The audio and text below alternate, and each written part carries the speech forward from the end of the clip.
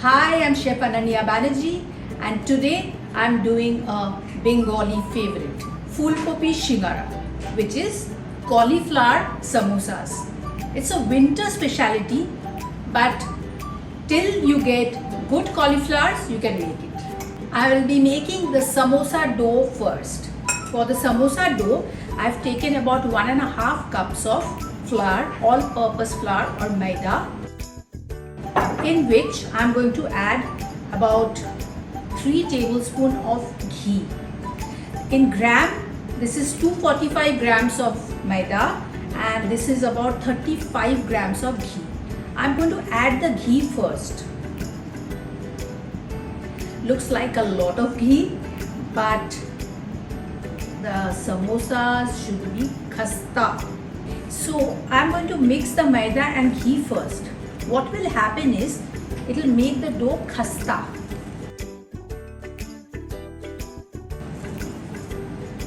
So same method how we do a short crust pastry, same method is followed. So it's basically I'm rubbing the ghee and coating the maida with the ghee. This process, when you do this, the dough, the outcome of the dough will be very khasta and crispy and yummy. So with your fingertips, first incorporate all the ghee in the maida till the maida looks like breadcrumbs.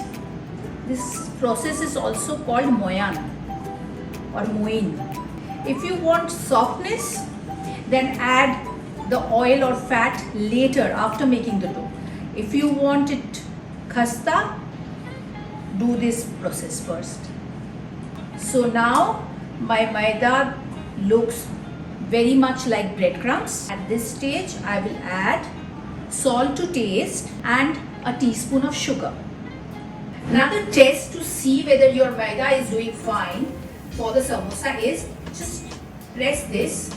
If it forms something like this, that means the fat content is good. It is going to become khasta. Now add little water, about half a cup.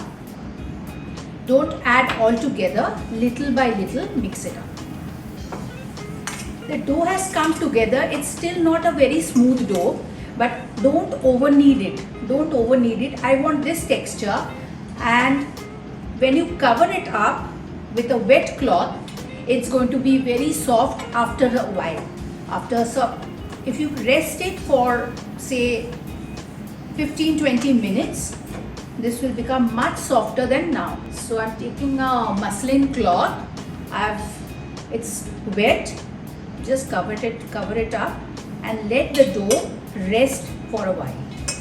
For the filling of the cauliflower samosa, of course cauliflower comes, and I'm going to use aloo, which is quintessential to all Bengali recipes. So I've dipped the cauliflower and potatoes in this salted water. I'm going to strain it and start my filling.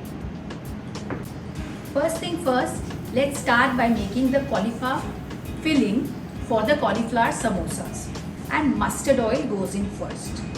Mustard oil is quintessential to Bengali cooking. While it is heating up, let me show you what I'm using. I'm using some red chilies, some peanuts, which is also a must, sugar and salt to taste, and I'm using something called bhaja moshla. What is bhaja moshla? Bhaja moshla is roasted cumin seeds and red chilies, roasted and ground. I'm using some green chilies and some coriander leaves. And another quintessential element which I'm using here is Panch Foron. It is Bengali 5 spice powder.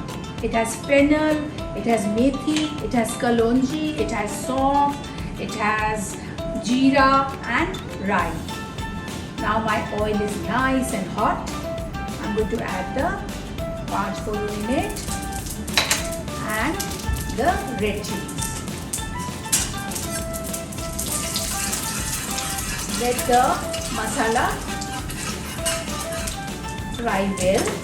Adding a pinch of hing, green chilies, peanuts, and give it a good mix. I'll add some sugar you don't want to add sugar in your food, you may not. But this is the authentic way. It gives a good balance. Coriander leaves, the bhaja masala. The chilies they have done their job. I can discard them now. Keep this aside and start with the next process of making the samosas.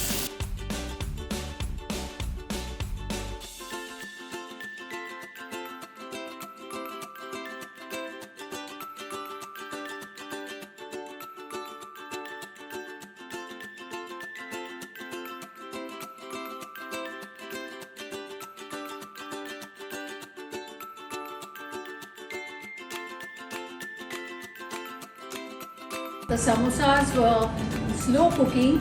Now it has got nice golden color. I'm going to drain it out. Have a look. Just look at this. Nicely golden fried khasta cauliflower samosas ready for you. I'll just plate it out. It's a Bengali favorite. Cauliflower samosa or Fulgopi shingara. Earlier days, Fulgopi or cauliflower used to only get it during winter months, but now it's available all year through. So you can make your Fulgopi shingara all year through. Just need a good occasion to make it. All yours.